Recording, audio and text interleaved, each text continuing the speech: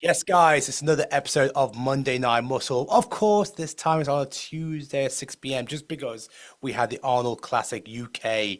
But as always, I do have my co-host. It is eight-time Olympian Wendy Fortino. Wendy, you got Oh, to see the Arnold UK from a distance, all the way from the US. What do you make of it? yes. I thought it was exciting. We had some shakeups. I mean, for the most part, we had the people that we predicted were going to be up in the top for the most part were. But it was so exciting because there were some new opportunities for some of the athletes, like in the bikini division, and then we had some exciting things come out of the men's physique division. And I'm really enjoying this new duo that we have between Mike Sommerfeld and Wesley Vissers. We were, with Chris Bumstead and Ramon Dino for so long, but now we have this new duo that's exciting for the fans. So just a lot of new excitement that I feel like is happening in the whole bodybuilding world right now. Well, look, today we've got some great guests. We're going to start with Mike Sommerfeld, the new Arnold Classic UK winner. He'll be joining us shortly. Afterwards, we've got the three-time men's physique Olympia champion Ryan Terry to give us the recap of the Arnold UK men's physique. And afterwards, we have a very special guest in Stefan Boss of Outlaw, who will be reflecting on his team's performance, because I think he had something like five or six athletes in the Arnold UK. So he had a busy weekend. But before we go into that, I really want to get your input on some of the divisions that I want to talk about first before we introduce our first guest. Let's start with fitness. Michelle Mensa wins Yes. again. Um, I really want to get your opinion because I spoke to Michelle afterwards. She's won Olympia, she's won Ohio, she's now won it on UK. I find it very difficult to see somebody that's going to stop her over the next few years. I really believe the gulf between her and the rest is quite sizable. I'm really keen to hear your thoughts. So I'm looking right now at the prejudging, with prejudging photos here. Here's the thing. Here's the thing about Michelle. Michelle has one of the best physiques in the fitness division, and she's really elevating the image of what a women's fitness physique looks like. So she could go toe to toe with some of the figure girls and be up at the top. So she's got the physique. But the thing that I try to tell the girls, and this is across the board with the women's fitness division, is that the judges are looking for the woman who displays the highest level of fitness. And the thing about Michelle Mensah is she has the power, she has the speed, she has the skills. And, it's not this super polished dance gymnastics routine, but everything is connected, everything is powerful. And what we leave feeling like when we watch her do her routine is this is the fittest woman in the world. Like we have a woman who has the most power, speed, agility, performance across the board. You know what I mean? Some of the other girls have super impressive gymnastics routines, the dance routines, but with Michelle, we have this woman who is just a spitfire of energy and power and performance. So that's what the judges are looking for, and they have that in Michelle. Wellness. Rayane also did the double. She won in Ohio and she also won in the UK. And I want to add as well, I believe she's the first ever bodybuilder to win both Arnold UK, Arnold Ohio, and also the Arnold South America. Ooh, So and that's the a reason good why fun some people might think about that is because the Arnold UK has only happened about four times. So it does show that is a rarity. So she has great history. fact. The title stays in Brazil. And of course, we now get to look forward to her going up against people like Eduarda and Isa at the Yeah. Olympia. What do you think? My question to you is, What's, well, I'm going to toss this to you. What are your thoughts of her versus I Eduardo? personally, I personally thought that it was very close between her and Giselle. Giselle, who came second, I believe she came sixth or seventh in Ohio. I do Hmm. think the gulf between Eduardo and Isa is quite sizable for the rest of the pack. These are two phenomenal wellness athletes. But what Ryan has done is she's got serious momentum, having taken two Yes. very good show wins. She now Yeah. goes into the Olympia as a contender. The I know her focus is to try and get into that top five. So she's being realistic with the goal. So me going ahead and talking about Olympic title might be a year or 2 years too early, but she wants to be in the mix. It probably won't happen this year, obviously, to win the Olympic title. I think that's Edouard Issa's Rigor stronghold. And of course, Francelli may come back as well this year. So there's your big three. So I'm looking Yeah. forward to see how it all plays out. It was another great win. I definitely felt it was very close between her and Giselle. I thought Giselle looked fantastic. And if Yes. she could bring that look as well to Olympia, there's no reason why she can't be challenging for a top six. Absolutely. One thing that she's done really well with her physique is an interesting critique I've had of her physique in the past is that she's almost too balanced in that her upper body and lower body are almost too matched, and that is a great thing for every other division. But with her, I think her and her coaches and her team really worked to streamline that physique and cater it to that division. They nailed it. The upper body came down a little bit, and the lower body had such a beautiful balance. I think she's on her way to creating that ceiling for herself. And I think she probably is extremely confident going into the Olympia with what she's got, the momentum she's got for sure. I've got to talk Bikini Yeah. because I Yes. know I did a lot of coverage around Ashlyn as Phoebe, and I also like to show the human side of their coaches, Jamie Oh and no, you Neil. did such a good job doing that. And Ashlyn got the win. Yeah. Neil also got a big win under his belt. We saw the Uh-huh. reaction on the BTS channel. We saw the reaction of Ashlyn and Yeah. Jazzy. It was a very beautiful moment for the team. What do you make of it?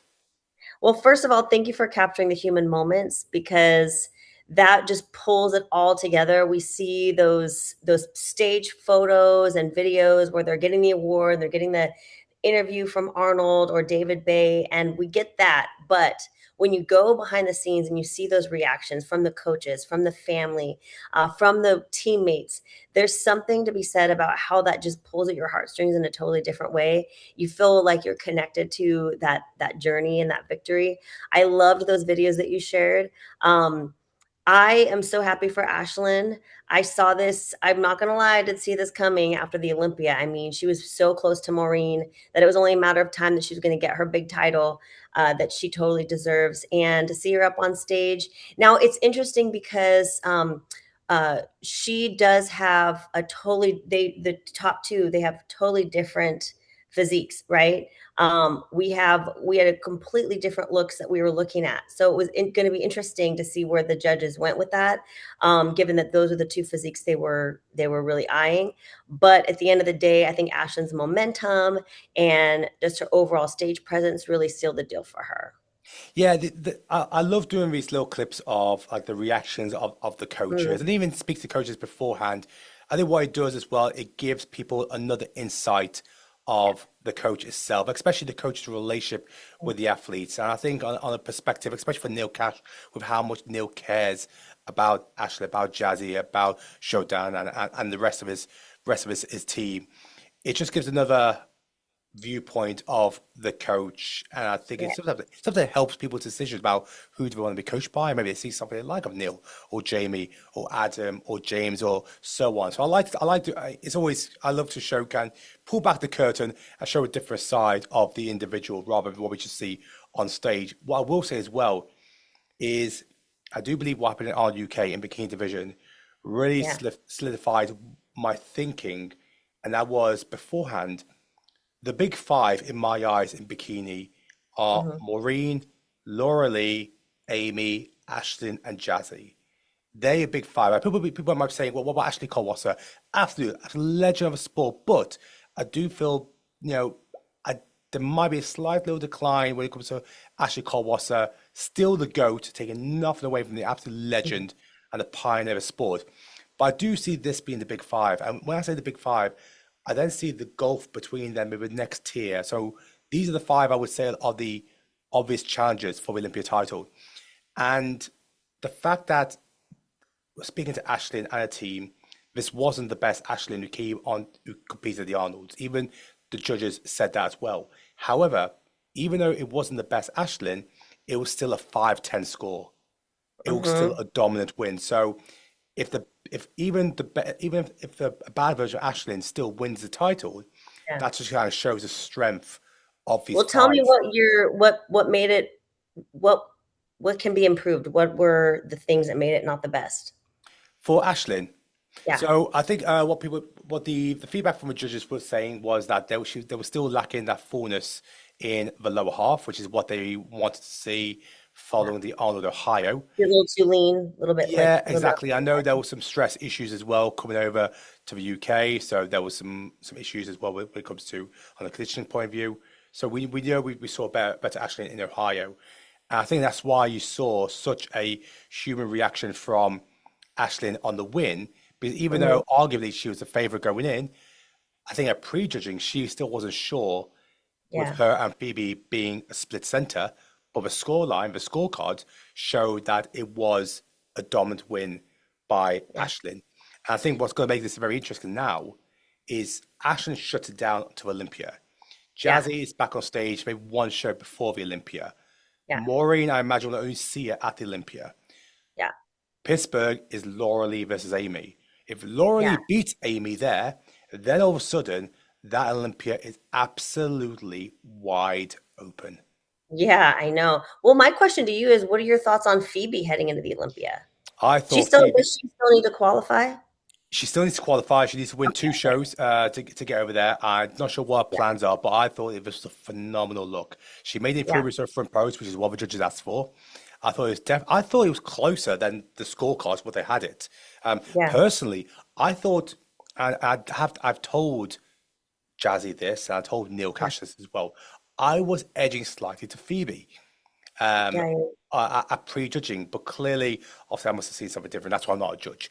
Judges had Ashley as a clear winner, You're pretty good though. You're pretty good. but I think yeah, it was Phoebe has made a huge impression. Top five in Ohio and a second place at the Arnold UK. 100% she would be back at the Olympia, and Yeah. she had a best ever seventh place, I believe, in 2021, 2022. That was her Yeah. best ever. No reason why she can't be looking at around that, fifth to eighth place at the Olympia come Yeah. September. Yeah. Yeah. She's got a very beautiful flow. I feel like we shouldn't sleep on her because after seeing her at the Arnold UK, I didn't totally have her on my radar, but after seeing her, I'm thinking she can absolutely go toe to toe with some of the girls that we're looking at in that top five, those top five slots, you know? Absolutely. Okay, I see our first guest waiting in the wings. I need to bring this man. I'm so happy that he was able to give us some of his time. And what is this picture here? Is that a young Mike? Is that young Is Mike that in the middle? young Mike? I'll have to ask this question when his camera comes up. Which we'll wait for a moment, but we do have the Arnold UK champion, Mike Sommerfeld. Look at that smile. Here he is. Oh, I'll let him get justice first.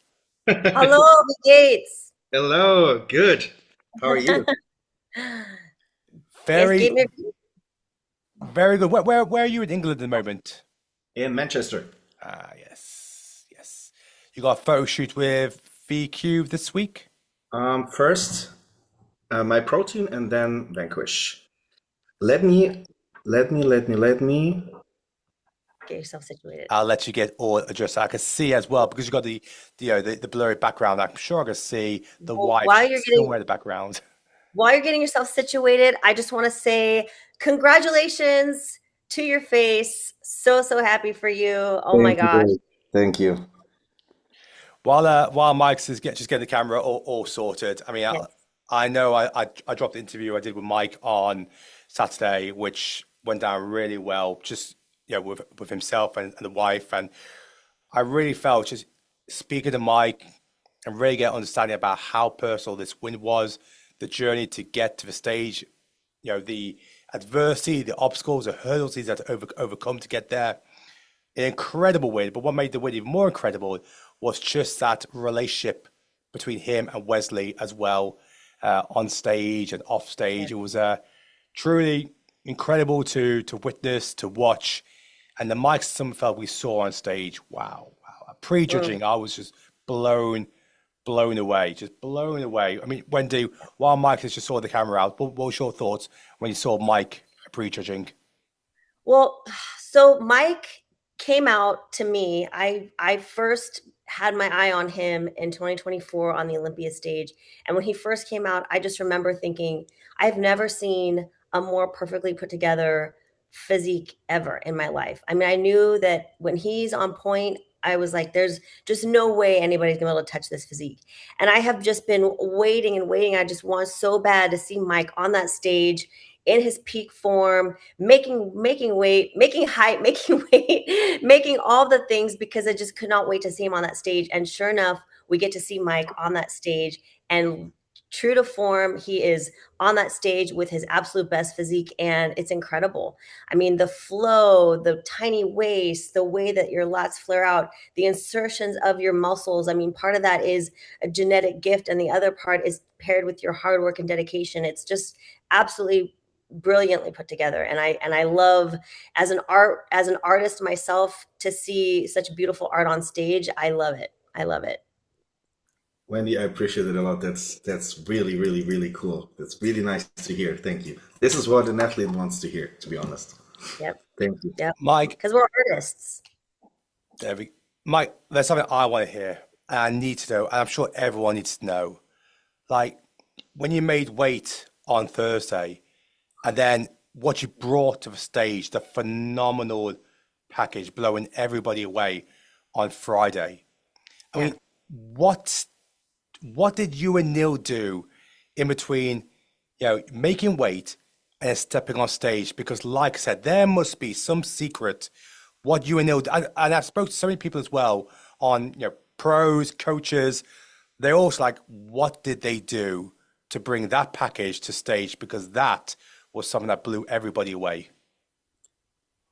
Yes, it is quite a hard thing to come down in weight big time and then filling that all up in less than 24 hours. So weigh-in was 1:30 p.m. and we're stepping on stage right the next day, almost the same time, just a little bit earlier. So in order to eat, digest, absorb, and push all these glucose, the glycogen into the cells, that wasn't easy, but we made it. And all props to Neil Hill. I'm telling you, one of the world's best coaches. He knows exactly what he's doing. It was clockwork.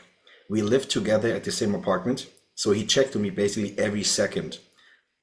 Not a single finger moved without letting him know. Not a single rep, not a single meal, not a single supplement, nothing. He took full control and he made an incredible job. You just gave me chills. Oh my gosh. That's so crazy. I've That's never worked awesome. that close with Neil. And now, after almost like 9 years, very long time, almost a decade, we're working together. And after all that time, I can feel that it still gets more intense, closer, more precisely. So, guys, that's important to know. Don't switch your coach every week, every year, just because you're not happy. You will get better. You just need to understand each other, and then you find these small details you need to know in order to perform and deliver something really impactful. Mike, when I spoke to you before, I spoke about like how big of a win this is for yourself and your wife, because the team, but also part of the team is Neil as well, who's gone through everything with yourself from last year's Olympia to Ohio to the UK. I mean, how much of this win goes to your coach on what he was able to do with you get onto that stage on Friday? Honestly, I am the guy, I'm just walking. I follow directions, I follow instructions. All these instructions come straight from Neil and my wife, both of them. That's the team, the trio. It's Neil, it's Shani, and me. So whatever's going to be decided, it's in our inner circle. And we learned a lot along the way, especially the last few years, that everyone has an opinion. But what's really about is what the team decides. And this is what we're going to do first. We decide where to go, and then we execute. We don't look left and right. We know exactly what to do. Neil knows exactly what to do. And this is what I follow. I follow instructions and I deliver. That's what we do. That's what we do, I have Wendy. Yes, I have a question. So, first of all, we talked to Neil and we had the opportunity to do that. And he was talking to us about his whole process. And something that really intrigued me was he has a process not just for your physique, your diet, your nutrition, but also a rating scale for where your mental health is at, how you feel going into it. And I thought that was really interesting. A lot more coaches should be doing that. And for you, he's keeping track of where you are mentally. I can only imagine the strain and the toll that this whole entire process takes on you. So put us through that process for you. Like where was your mental game going into it, and what were the fluctuations based off of?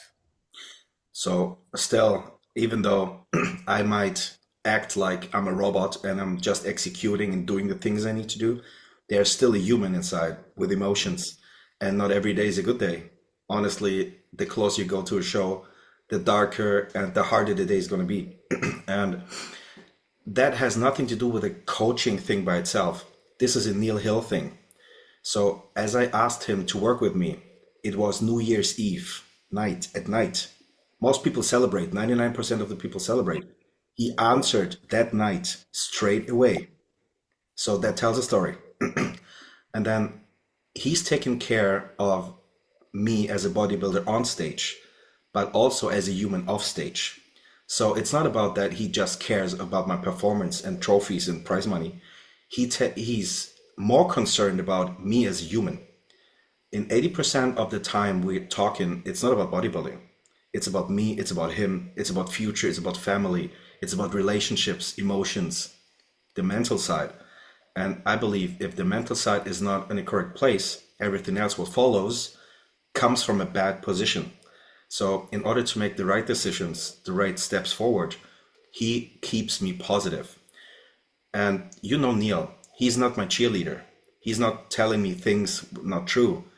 He is the guy who's pointing the finger on my weak points, where my potential is. Obviously that hurts, but that's the only way to move forward.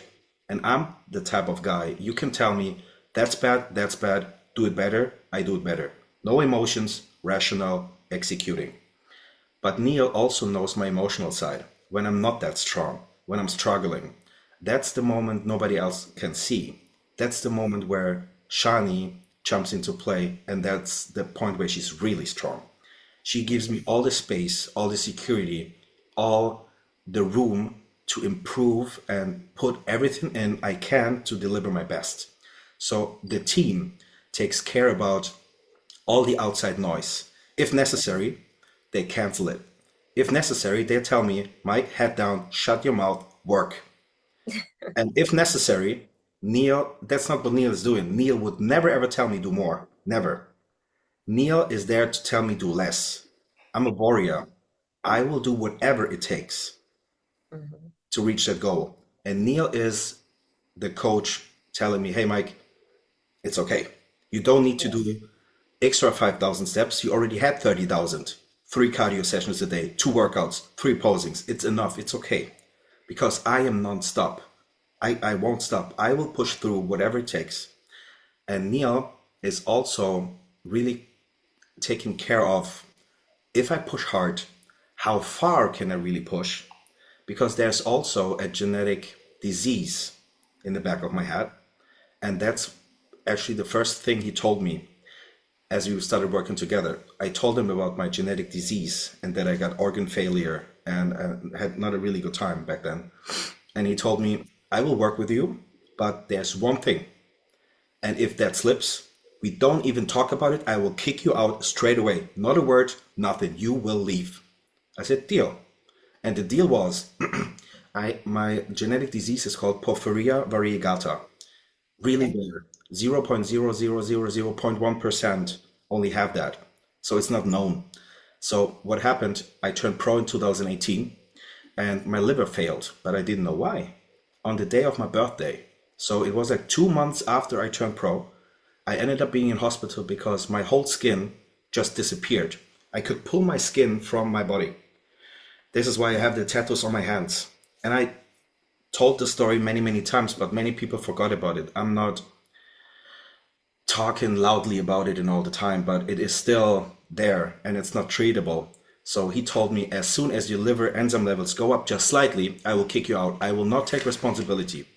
And since that day, my liver and my health was better and better and better. And I can tell you, after that show right here in UK, I Uh-huh. did blood work, Ohio, did blood work, and we had the best results ever straight after a show. I didn't believe it. What? Yeah. So listen, I Ah, spent 6 months in a hospital in Germany, a really known one, and they didn't find the solution. Still not to today. oh my gosh. Neil and I, we were able to manage how to deal with that and competing at the highest ever level. So this That's is amazing. this is Neil as a coach. Wow. That's Wow. it. I don't know any coach in the world who does that. Wow. Thanks for sharing that. That's amazing. Thank you. Well, one thing that we like to do, and I was talking to Suki about this before we brought you on, is people see the robots on stage, and it's like it's almost just otherworldly to see such physiques on the stage. But when we peel back the layers and we see the human side of you and the process that you have to go through, I think it's just really important. We think it's really important for people to see that part of it, and it's awesome that you shared that story because that's the kind of people can't relate to how amazing you look because that's just not only 0.00001% of the population can even, but what people can't relate to is the fact that you are human and you go through struggles just like everybody else. But that is incredible. That was an incredible story. I appreciate that. It's nice that you mentioned that athletes have a personal side as well. I just had my traditional post-show family breakfast. I always do that since 2020. Yeah. So after the show, I invite all the athletes I was competing with, their friends, their family, just to have some private quality time together Oh, without thinking about bodybuilding and being compares and, just easy vibes. And there you can see the true personalities. And I can tell you, most of these guys, watch them on stage and you think, well, he's a nasty guy, like he's intense. These people show up the breakfast and they are the biggest teddy bears ever. They're sweet. I can tell you, there are so many of them, and you won't believe that they're so nice. And you yeah. know what? I recorded it. This time I recorded it to show people how bodybuilding personalities could really be when they're not on stage, not in the Yeah. gym. And I felt it myself. Every YouTube video I upload is basically in the gym, in really like intense moments where I push myself to the edge. And people get the impression that I am the badass, like all in.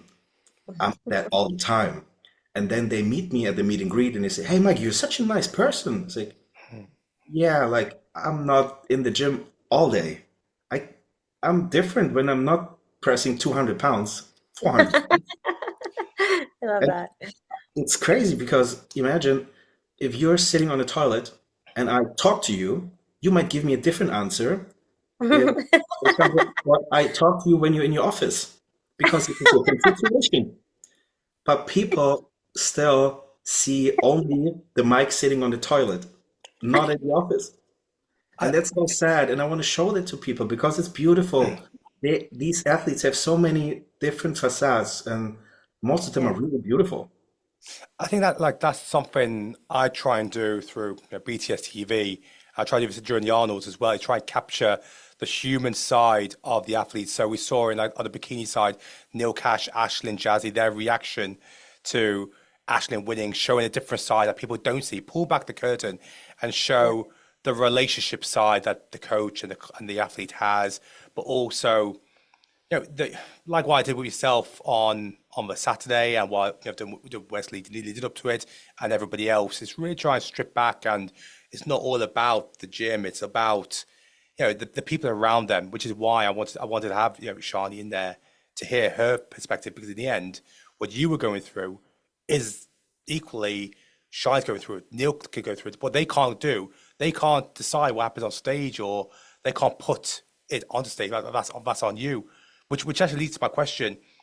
Something that people absolutely love about you, Mike, is your stage presentation.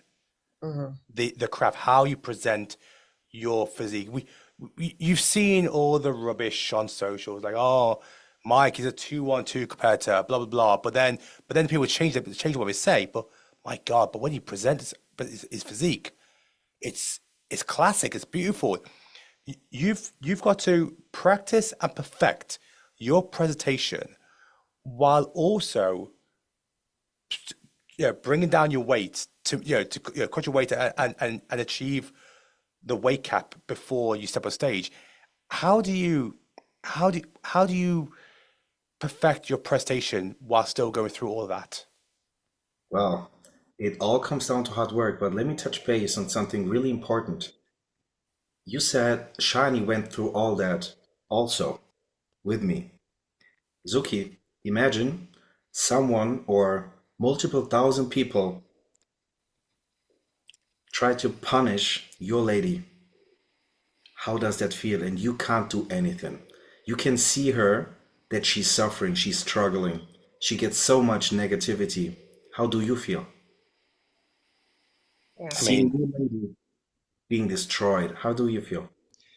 this is the person you love the most. You'll be absolutely broken, and you've got to do your job, but you're also Mhm. part of the job as a husband is to always protect your wife.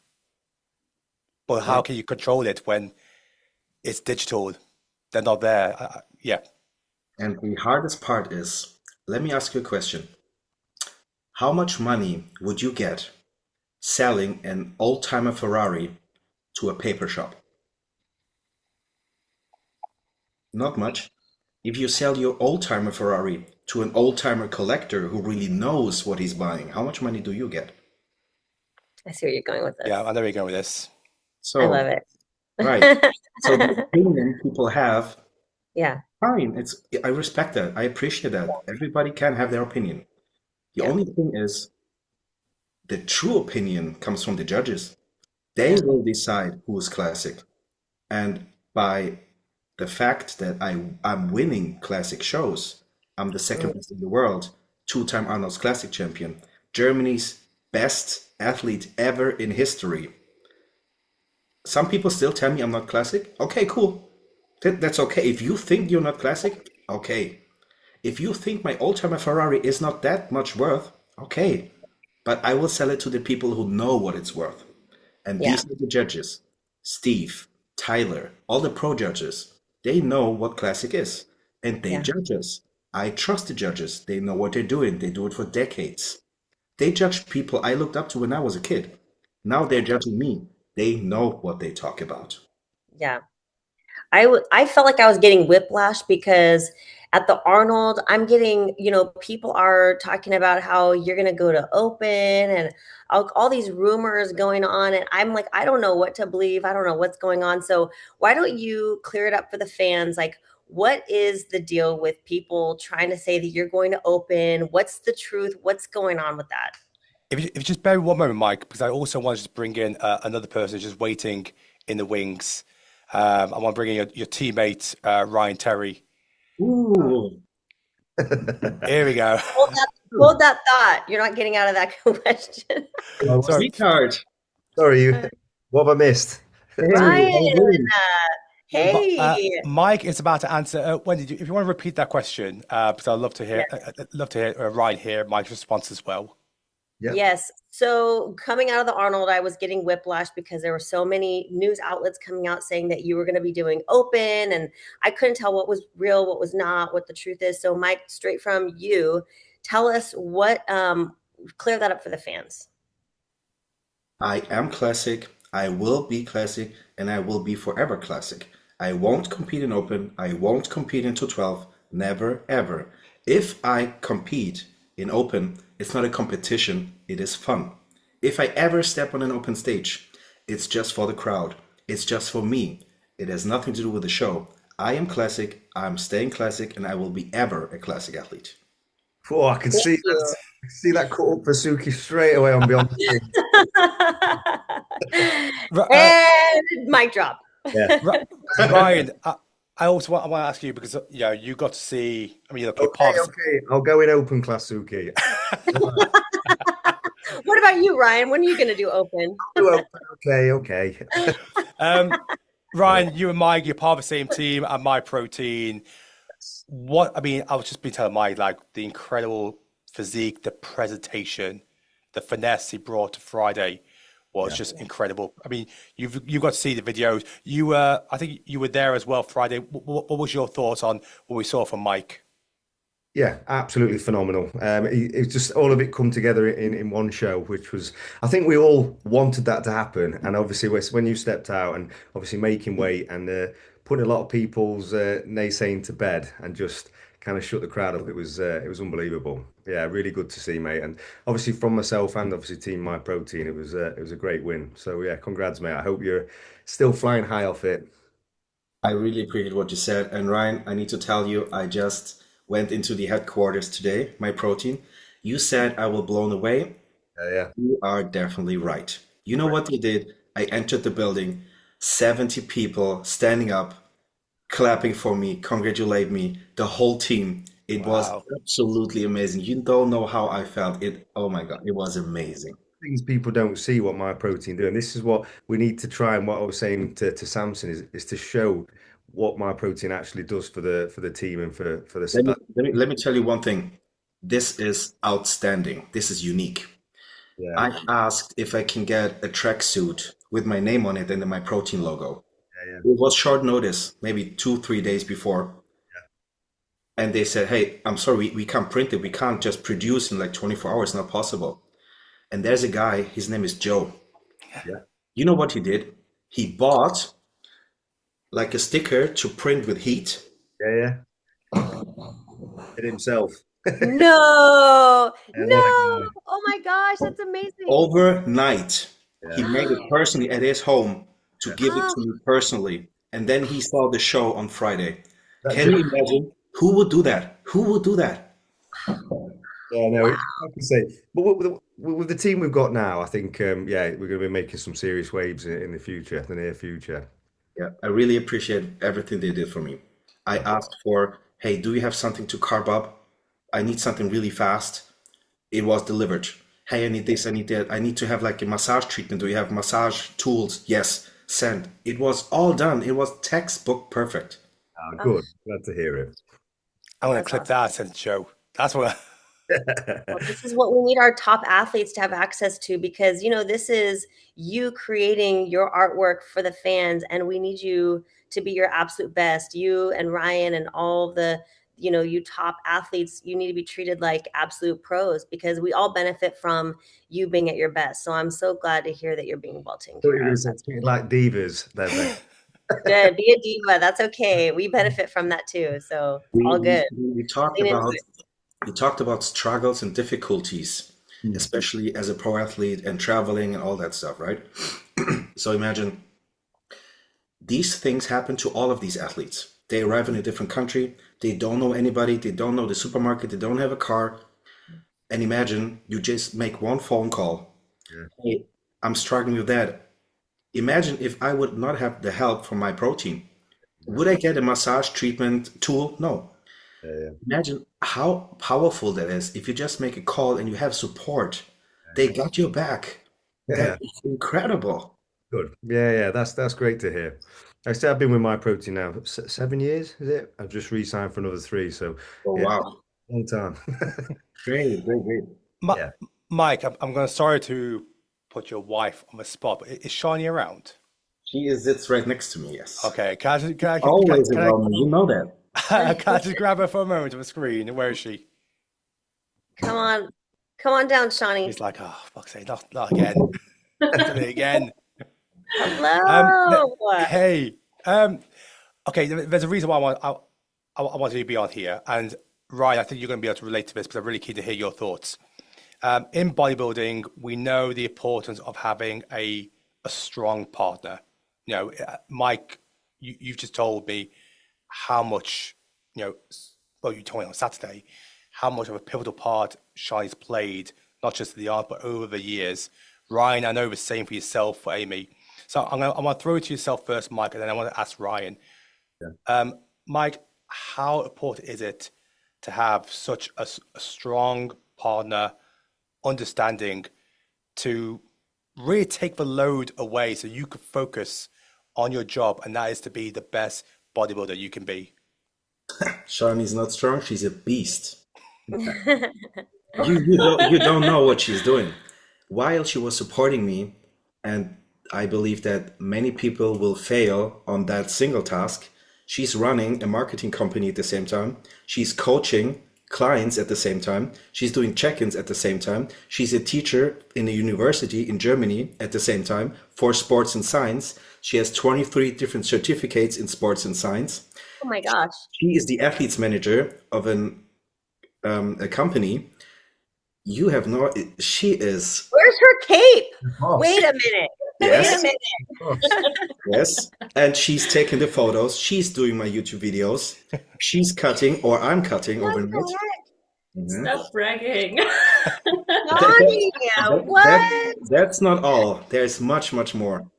yeah. But I can tell you, without her, I wouldn't even stay on an Olympia stage, I guess. Amazing. But it's good that you can see that though, Mike, and hopefully, obviously, yeah, you can see that as well, how much he thinks of that. That's amazing. I truly believe that the trophy right behind her belongs more to her than to me. No. No, you guys are gonna make me cry. Oh my gosh. I don't- Ugh. I already said that on stage last year at the Arnolds. Yeah, I mean, She's really good. She's really good. yeah. I mean, I love support. Ryan, I want to throw it to yourself as well, because I know it's the same thing for yourself and Amy.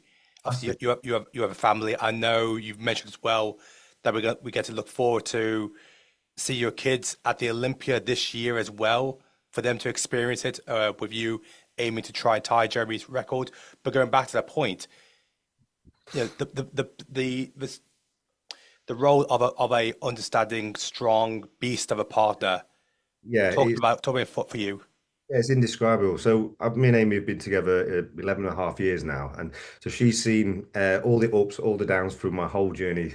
I've done 11 Olympias with her. So like she was there from the very start. So she's been my rock whenever I've started to fall. And people obviously see social media and they see the highlight reel of your life. They don't see all the setbacks and everything behind closed doors. So you always need a good support network. And Amy's always been that for me. Like I say, she gave up everything, moved to where I was. We traveled the world, obviously carefree before the kids, but she gave up her job in law to come and fulfill my dreams or whatever. So she's been, yeah, fully supportive of that. And obviously when we had kids, it was really hard for her because she was by my side, like yourselves, Mike, by my side the whole time around the world, and then just cut off dead, and then she was just role of mum, and it was really hard for her. But I say just, but I mean role of mum, and it was very hard for her to see me keep going off and not be a part of that anymore.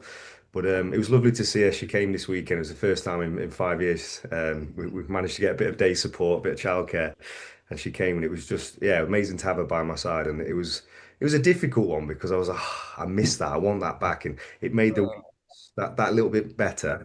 So yeah, I don't take it for granted. But in terms of when I'm prepping, she's always understood when the times are getting hard, Mike. When you're at that 5 weeks out, and you want for me with the kids, I've always been quite a present dad.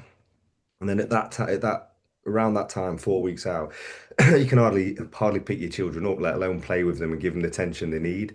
And she's always been very, very good at seeing the signals and just picking that load up, taking the load when instead of having to ask or having to say, she knows when I'm struggling and she just takes that role off me, which it's hard at the time, but I know what she's doing and it's phenomenal. So yeah, again, like you just said, Mike, reiterating, I don't think I'd be able to have done what I've achieved without Amy by my side, definitely. That is so powerful, and I just realized I don't know why that happens. Mm. It's just the right moment in time. Shani's not pregnant, but I bother her since 2 years that I want to have a family one day. But she's actually too smart. She says, "Hey, Mike, what about a home first? Because we don't have a home." But That, Mike, you might need a home, mate. mate. but it's actually really cool that I have a person now I can ask for opinions or advice because you have been through that. Yeah, definitely. Yeah, you definitely need a home. I'll say that for one. You know, step, get the home. At least one extra bedroom for the baby. Definitely, a place to stay would be nice. And we're still gypsies. We're still traveling. Honestly, when you told me that on Saturday, it was a Sunday yesterday, I was blown away by it. I even told my wife, I went for a walk this morning with the dog. I was like, I just can't get my head around. How does he prep? How do you do it? Like, it's just mind blowing. Yeah. Fun fact, Oh, they really sent us a minivan this morning to pick us up and bring us from Birmingham to Manchester because we had so many suitcases. oh my gosh, you take your whole house with you everywhere you go. Yeah, Shani has two suitcases and I have two suitcases. Fair That's play. it. That's our life. There's something quite nice about that though. Like a bit carefree, no baggage, just away. Two suitcases and I'm Yeah, off. yeah. It's a part of it is really nice, and you meet many people. And honestly, I enjoyed the time to be in different countries, different people, different mentalities. It opened my view. So as a German, you follow German rules, you follow German understanding, and then you go to Mexico and it's a whole different world. And then you're in the US, it's a whole different world. It is amazing, but at the same time, imagine you need to move your entire household every week or Yeah. multiple times per week. So that was a very similar thing to us. So it happened. I remember like yesterday. We just landed in South Africa. We'd come from Korea. I was in South Africa, and I was just unpacking. And Amy was really quiet, and I was like, and she was unpacking a suitcase, and we'd been on the go for it's probably been about 3 months. And we were living in America at the time, but we were just traveling everywhere. And I said, "What's up?" Because she was really quiet. She just burst into tears, and that was the time we actually went back and got a house back in the UK. 'Cause I'm really grateful for the life we've got. I just can't do it anymore. Like I've loved what we've done, but I'm ready to have a home, like the base. And that was the time I was like, yeah, we need to. So it might just become at that point where you're like, Wow. You guys are you guys have almost exact same. Yeah, I feel like you two really should link up after this and talk about this. that's what I'm saying. Yeah, it fits perfectly. Crazy. Yeah. not stopping at my house for 3 months. Yeah, yeah, yeah. Maybe you'll change your mind, Mike. No. Um, Look, before I have to let you go, Mike, I want to just get a final words with Shani. Shani, I know we spoke about this on Saturday, but I'd love just to hear your thoughts on this. The moment when Mike and Wesley were on stage and David is about to announce who is in second place, therefore we know who is the winner of the Arnold UK. I've asked Mike, and he told me about what was going through his head, telling me about that he was thinking about what his granddad told him. I want to ask what was going through your head at the time, and maybe the out of body experience you had when you realized that Mike is the winner of the Arnold UK title. So first of all, I had the pleasure to see the whole show with Wesley's wife right next to me because the Arnold UK they give a VIP package to like one person for every athlete, and Marley got the seat right next to me. So we spent the whole time together. We watched the whole show together, and when Classic Physique was on, she looked at me and she told me like, hey, that was a great performance. And I also told her something about Wesley's performance. So we are friends. And I already knew no matter who's winning, we will both be lucky for the other one. The only Oh, question which was going through my head was actually, do the judges want to have apples or do they want to have pears? yeah. Because I personally think that you can't really compare the structure of Mike and Wesley because they are so different. I know that Wesley made super big improvements throughout the last year and that he brought his new best to the stage, but we also brought a new best to the stage. And I was just excited to see how the judges will decide. Of course, I wanted Mike to win because he's my husband and I saw how much work and effort and what he pushed into this prep and what it took to be on that stage. But it was just like not in my hands. I knew we've done everything we could. I knew that we nailed the package. So it was up to the judges. Aw. And like I said, David then announced Mike as the winner. You told me that what you said to Mike, you went backstage, you saw Mike with a trophy. And we just remind, obviously I don't think Ryan knows or Wendy, but and also the viewers, what was the first thing you said to Mike when you went backstage? Man, I need to start every time I start to cry when I think about that. You're gonna make me cry again. You're gonna make me cry again. So after they announced Mike as a winner, Neil and I, we were super happy. He was sitting on my other side, so we gave each other a hug, and I grabbed him, and we ran to the backstage area immediately, through all the people, to everybody who got out. And luckily, I catched Mike just in the right moment when he was coming off stage, so I saw him walking there. He looked at me, I looked at him. We ran towards each other, we hugged each other, and I told him we made it. Oh. That's how I felt in this moment. Amazing. No, congratulations, guys. Honestly, it's phenomenal. Thank you. Guys, I think it's the perfect place to finish it there. For you both, I just want to say, I mean, Mike, Shani, I mean I guess because I run a media outlet, I see the comments, I see what the other posts and the YouTube videos for other people, and the strength you guys must have had to get through that, but not just get through that, but to come out of the other end doing what you're supposed to do. Mike, you're the ultimate professional, a great ambassador for bodybuilding.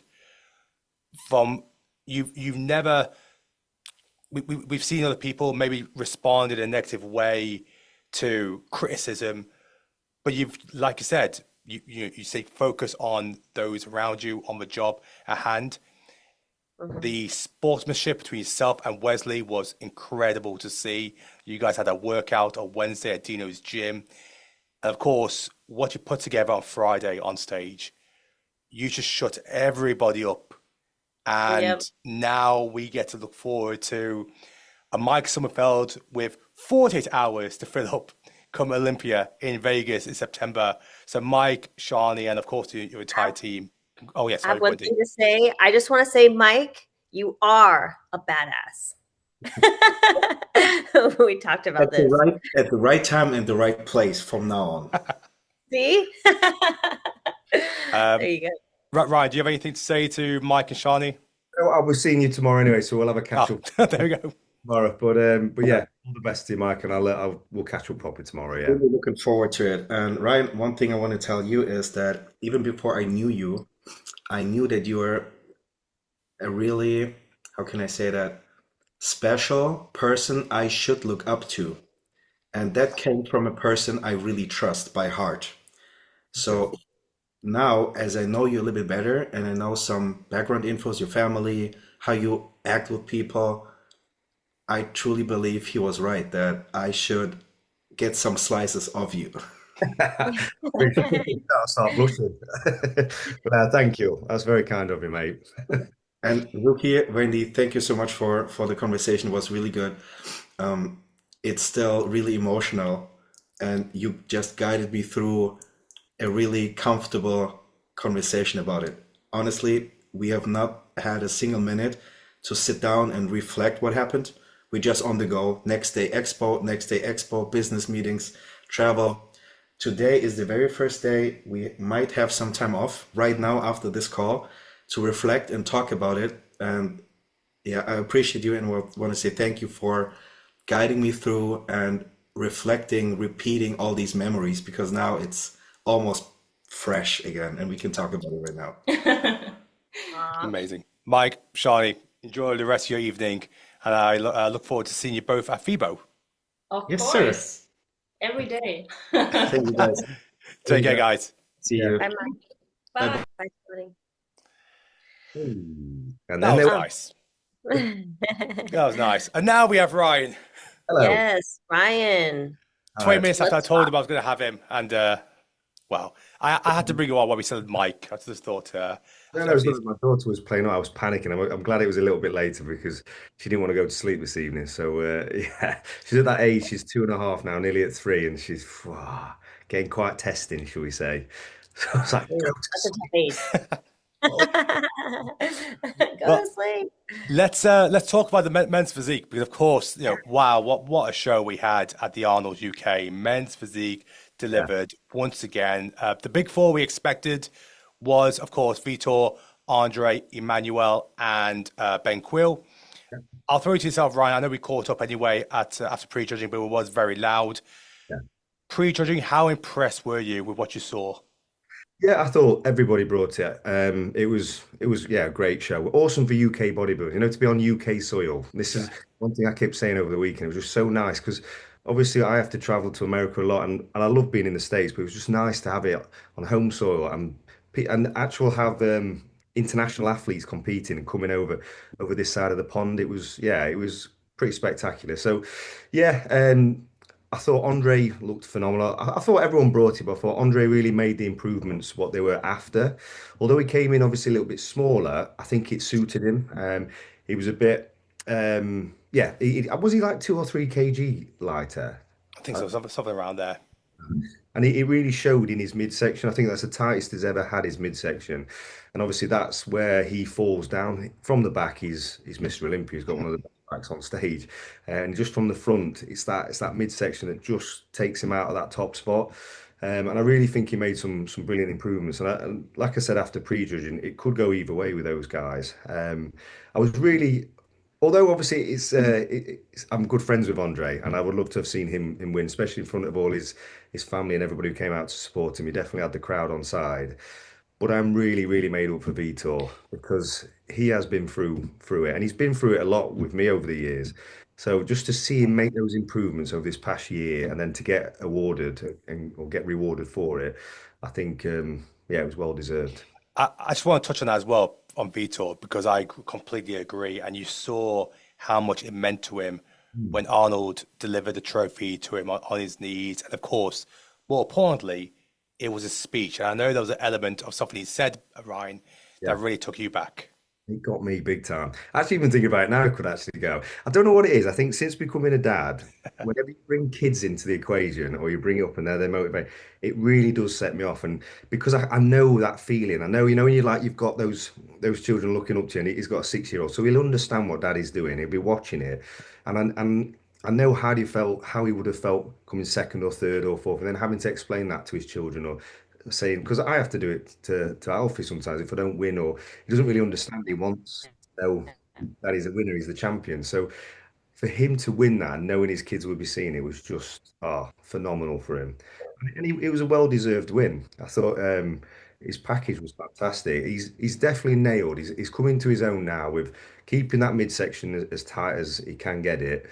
His fullness, so the way he peaks, he's got down to a T now. His stage presence, how he, like I say, he interacts with the crowd straight away with his signature shot, and yeah, it was mesmeric. Really, I thought it was brilliant.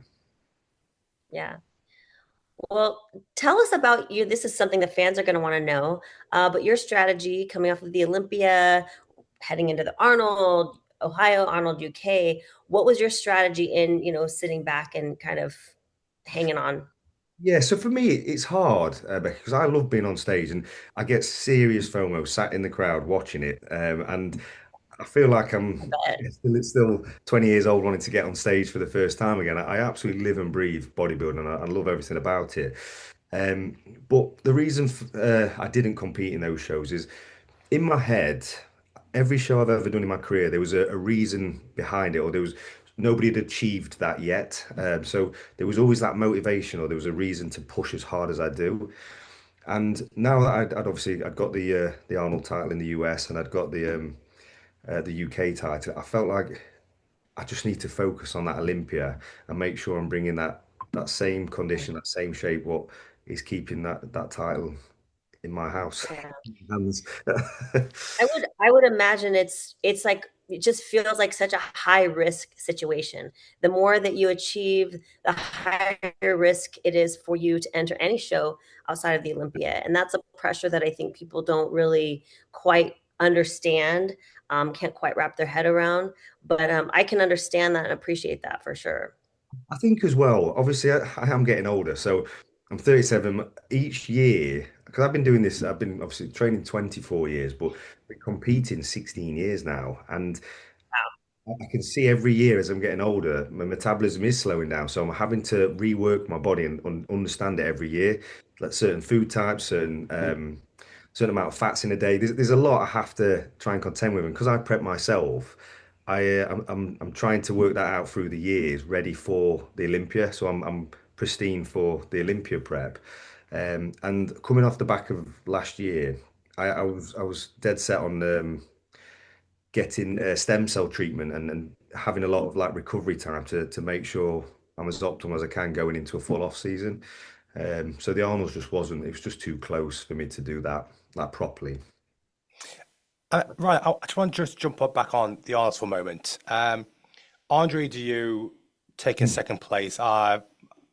We exchanged quite a few messages early today, myself and Andre, and I know obviously how disappointed he's going to be feeling, especially as he can't believe that he thought he was going to take the win, as did his coach, who I've got an interview with tomorrow.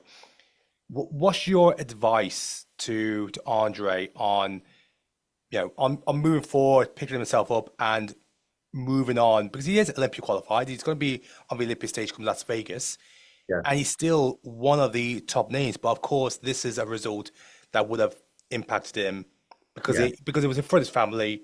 He did look like he was going to win, but obviously the judges felt it was going to go to Vitor. So, what's your advice to Andre? I think for Andre, it needs to take a bit of time. Obviously, if he's in the UK, go and spend some quality time with his family, and just try and reset. And it's so easy for us to say this when obviously coming off a loss, but I think it's very important for him to reset, fill back up, and have a rest. Have the support network around him. So have his family, everybody around him to pick him back up, because he will take this hard. Because I know how hard he prepped for this, and we all prep hard. But he's been on diet for well over a year now. And he had a lot of time away, didn't he? Have a few years away. Coming back, he always wanted to come back, so he was desperate to come back. He's put everything in, because I think before, he'll be honest, I think before his break away from the stage, it was kind of just like light-hearted, take competing as it comes, and he was a big influencer, so he's enjoying his life like that. Whereas coming back, he's put everything into his heart and soul into it. So I know how much this will hurt, but he still needs to remember he's a top five Olympian. He placed fourth in his first Mr. Olympia. He's got the tools there. He just needs to get the feedback and refine them ready for the Olympia, because it was close. I know the scorecards say differently, like a Yeah. straight Vitor, but the improvements he made, that physique, the condition, even his stage presence, his posing was a lot better. That won't get overlooked. Do you know what I mean? That he will be in the mix and he will be talked about going into the Olympia. Just needs to have a bit of time, process it, deal with it as if you're mourning. I know it sounds silly, but you're mourning. Deal with the loss, and then put Yeah, it behind you and reset and go again, which he will. I know. that's what it feels like. Yeah. Um, my question for you is, coming off of the Arnold and the Arnold UK, as do, we think this way coming off of the Olympia too. The amateurs and the pros, they're looking at these as the criteria setters. We're looking at what are the trends, what are we looking at in the men's physique division? What would you say is the direction overall that the judges are really looking for in that perfect male physique? Great question. It's really yeah, it's a difficult question, that, because obviously the goalposts have changed Yeah, massively over the years. Like the because you've seen it all. no, no, Yeah, you've no, literally seen it all. I do feel like now they've definitely found their feet when it comes to the height to weight ratio now, and I feel like that's definitely starting to filter through and showcasing that midsection is very important. So I think in the past people weren't I say what's the word, not, so they weren't marked down for if they had a side shot or if they had a wide waist or anything like that, because it wasn't really accounted for. Whereas I feel like now my strongest point is the fact that I stand straight on and show all my weaknesses and all my strengths all in one go. And I feel like they're now awarding that for people for standing straight on, showing that X shape, showing the tight waist, the symmetrical midsection, the shoulder to waist ratio. All those type of things are now a factor, and I think it's good to see, because I actually asked Steve whether, or Tyler, whether we could do three mandatories, so a side shot, front shot, and back shot way, because people's front shot are essentially, some of them are side shots, aren't they, when you hit the intercostals, the obliques. And I thought, well, instead of having, say, like me and Ali, where he's a side shot and I'm front on, why not we both hit his shot, both hit my shot, hit the back Good shot, idea. and then we're away. It's kind of that's the Are they fun. thinking about that? Are they thinking about implementing that? No. Because, Basically, well, yeah, you yeah, said that you get reward. People are getting rewarded for that. I was thinking people yeah. are getting rewarded for that if they have a perfect Yeah. symmetry from the front. because it Yeah, gets, yeah, I feel like if you look, especially in China, because a lot happens. So whoever wins the Olympia, China seem to like cotton on very quickly. They see what's winning. They do those type of shots. So the Superman pose now is probably the most popular shot over in China and those type of Korea, those places. So I think it is definitely filtering through the ranks where don't be afraid to stand straight on. Like I think like Tyler Smith, for instance, I was watching and Alessandro. I feel if those two stood straight on with the symmetrical midsection, especially Alessandro, and if he brought better condition, he would place better because he hasn't got a weak waist. But I feel like it's just a given. Most people go straight to the side shot without trying that front shot. And I know it is a risky shot, but if you it's can, risky. yeah, and if you can pull it off, then yeah, then why not give it a go?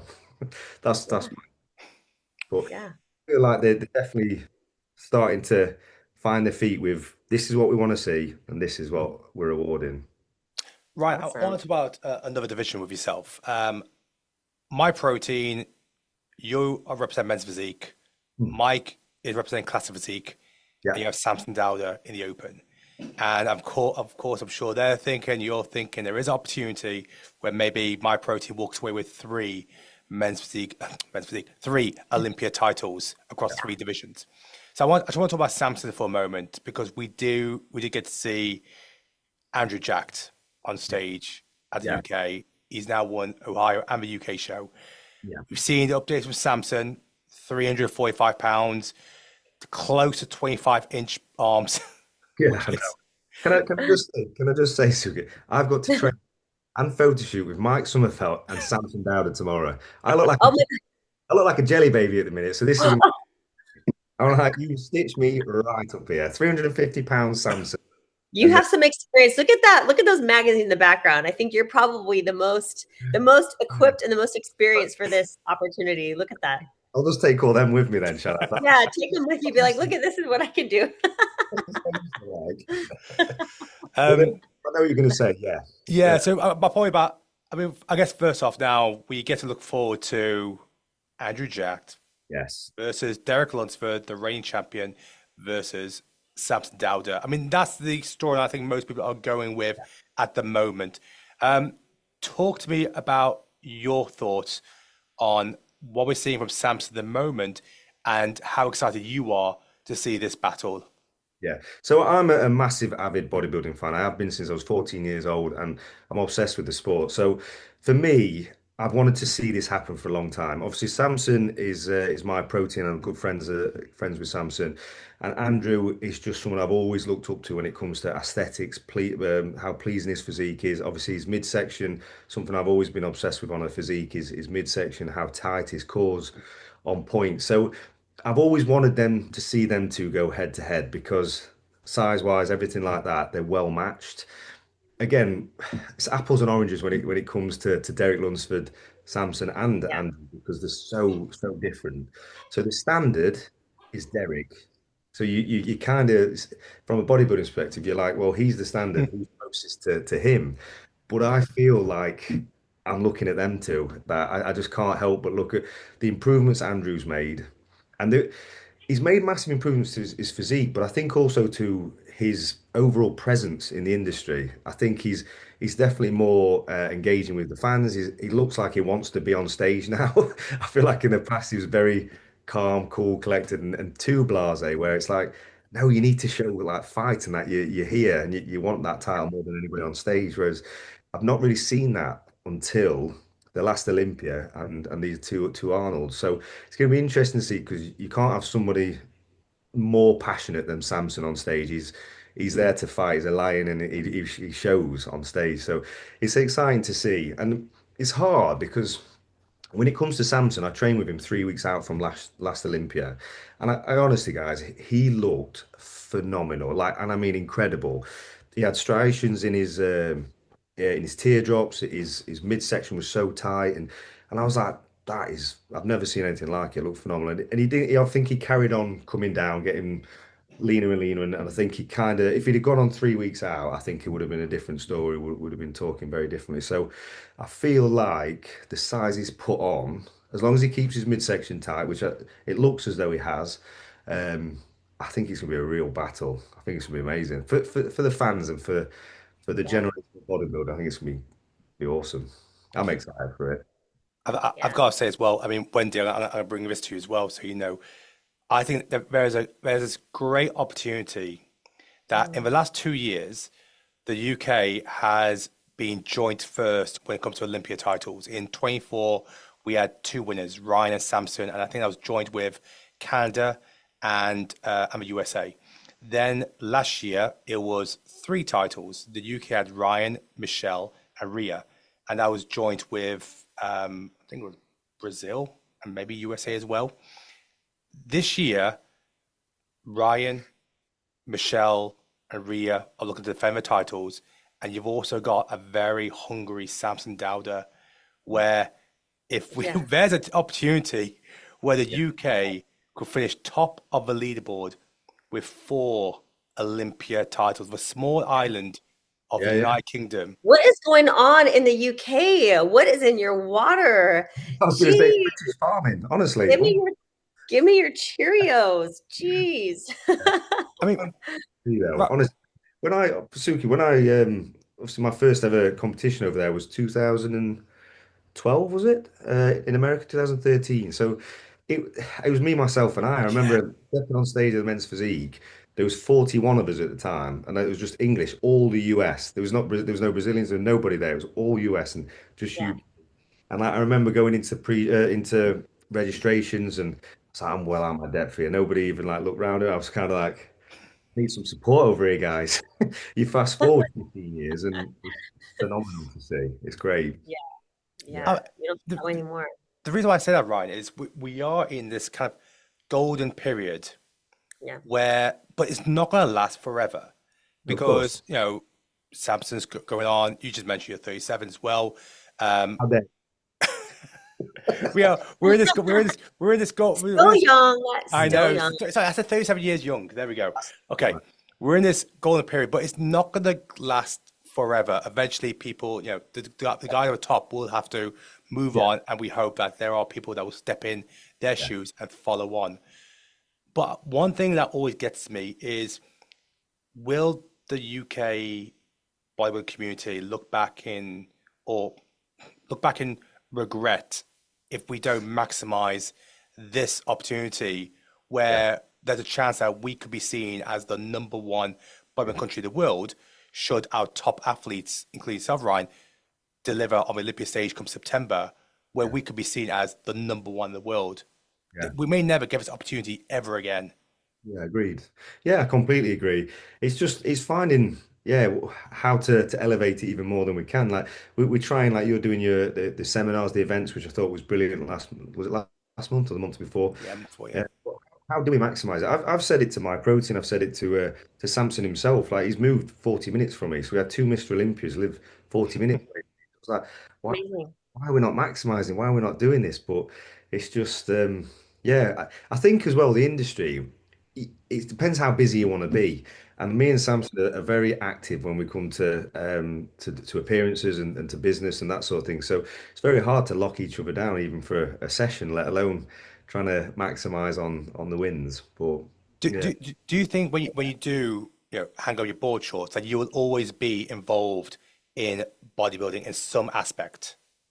I would love to be. I'll be honest, I'd love to be. I've never been somebody who the social media and obviously the sponsorships have been amazing and I'm very grateful for them. But I was only ever in bodybuilding. I didn't even understand you could make a career or a living out of bodybuilding. I was in it for the love of the sport. So I'll always have an interest in it and I'll always love to be a part of it. It's just whether the industry still want that. Do you know what I mean? Because I'm somebody who doesn't want to be a straggle, straggling on and people say, oh, well, that guy just bore off. Like he's been here for 30 years. Come on. Don't feel that way at all. No, but I No, just mean there's I know. obviously a generation coming through, and I never want to, yeah, outstay my welcome. I'd always, again, I want to go out on top. I want to, yeah, retire on my terms and go Yeah. out, yeah, as number one unbeaten. So that, yeah, you have to think about all of these things. But I will always want to be in the industry if there's an avenue to be involved.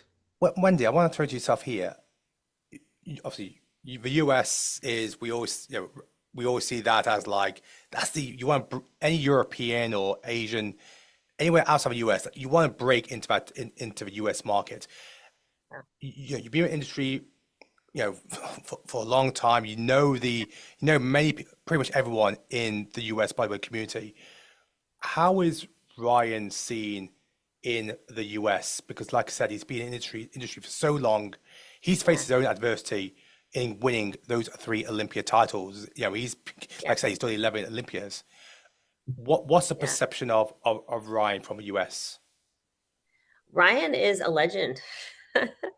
I think for myself and a lot of people that have been part of the industry for a long time, we've seen Ryan make his way up through the men's physique division since day one.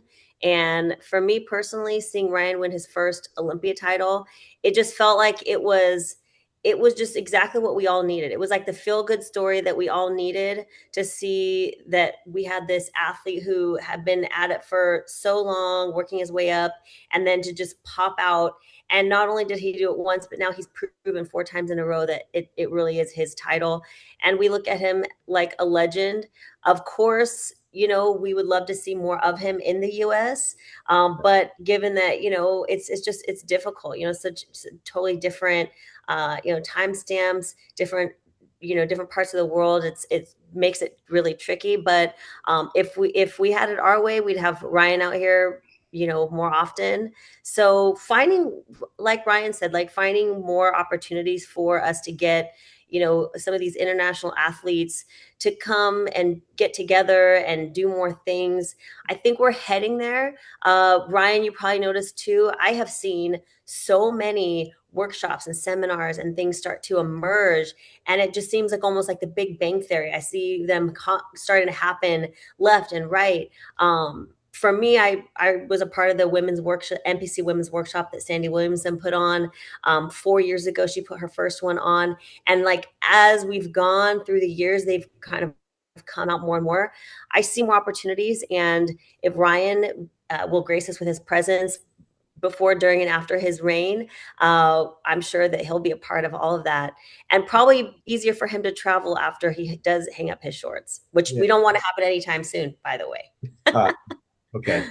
So you're hinting there when he's done. No, nope, nope, no, and not at all. You have a long ways to go. I personally, I've been at it for 17 years. I'm kind of in the similar boat, I want everything to be on my terms also.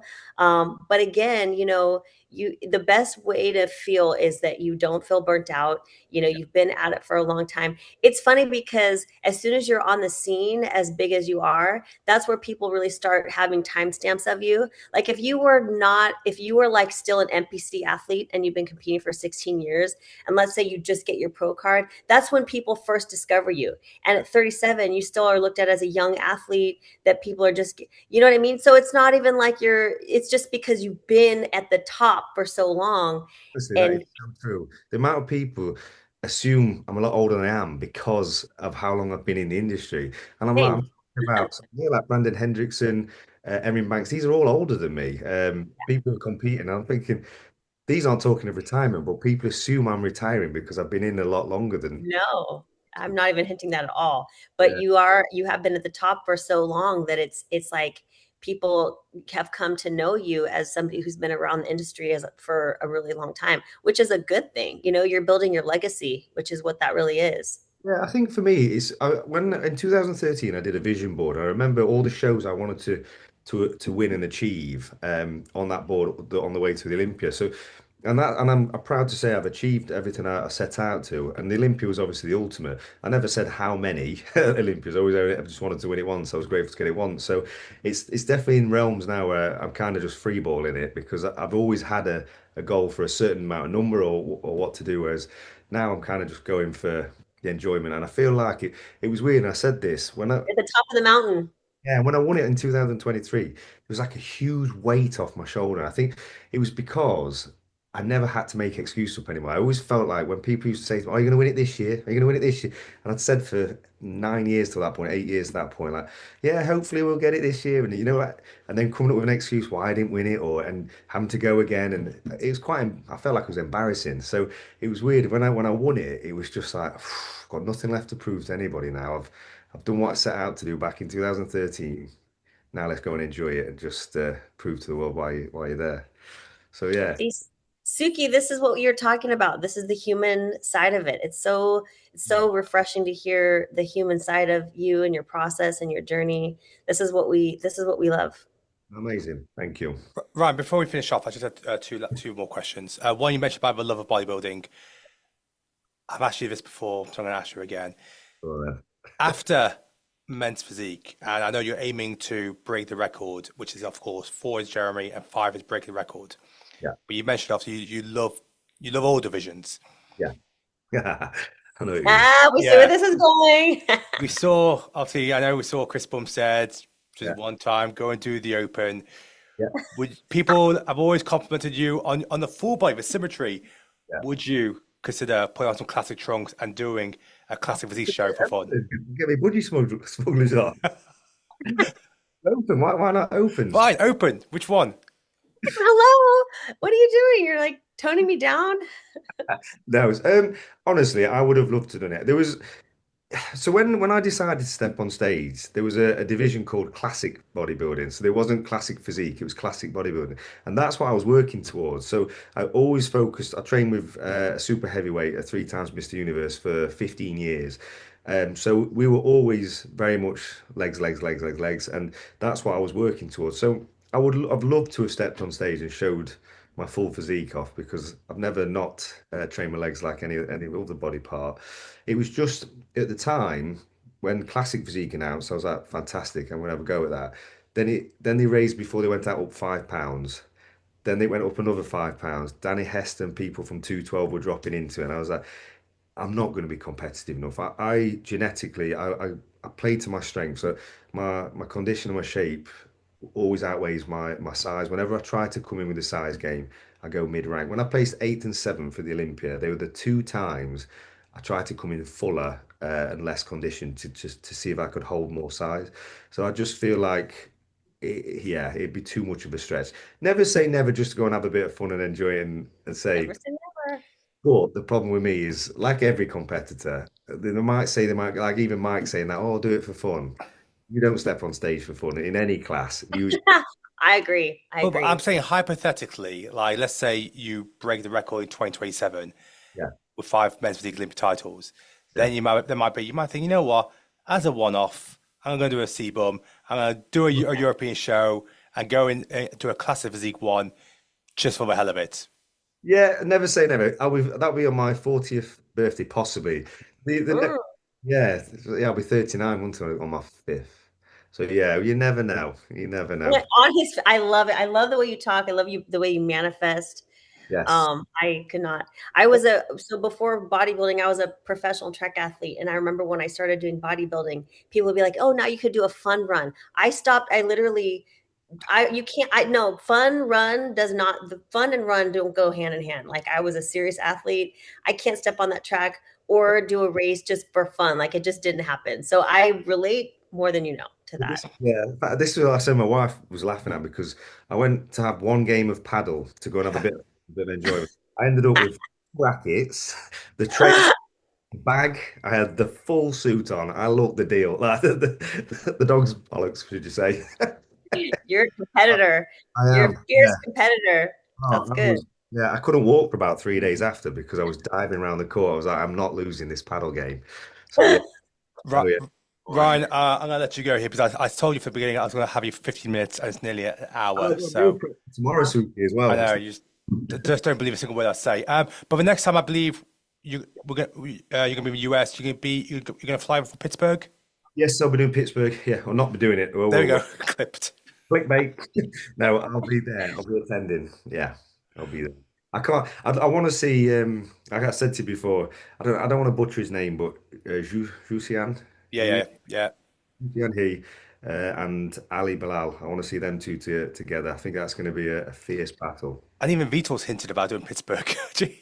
Yeah, get Vitor and Erin, all four of them. That would a Then good you got battle. Chiron as well, Edvin. Oh God. Yeah, Chiron as well. Oh Sorry, yeah.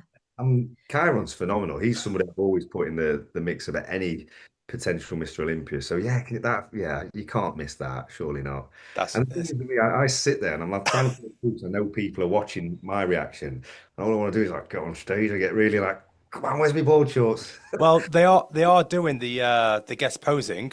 So I'll be full off season at that point. I'll be I know literally I know Samson's gonna be on stage Fun. and Dino. yeah. So I won't want to show them up. I'll let them have their time. Okay. Ryan, as always, mate, I really appreciate your time. Thanks for having Yeah. me, guys. Appreciate it. Take care. Thank Bye. you. Oh, that was nice, wasn't it? Oh my gosh. Yeah. Well, I mean, when time flies when you're having fun, right? I think those were awesome conversations. They Yeah, needed to be as yeah, long as they were. exactly. I think I really enjoyed the one with Mike and obviously bringing Shani involved as well. Obviously, then having Ryan to come in as well. Just once again, the whole point is to kind of show maybe a different side. And as Mike said, people get to see them just in the gym, maybe be robotic because of course they're in prep. But there is a human element, and Absolutely. we're fortunate in bodybuilding to have so many personalities and characters, and sometimes it just takes something like this just to kind of peel off some of the onion skin and just really get to know people on a deeper level. Yes, and like I said, you're doing such a great job of showing all those different layers of these athletes and showcasing them in just the right way, and it's awesome to be part of that. So good job, seriously. Wendy, that's gonna be a wrap for today. And All guys, right. as always, please do like, subscribe, drop us a comment as well. In fact, drop some questions. I'd love to try and have a segment at the end where we answer Yes. some of your questions as well. But we will see you guys next week back on a Monday night because there is no more full 3 day weekend show. We'll be We're on it. back to normal Monday. Appreciate you guys. Thank you.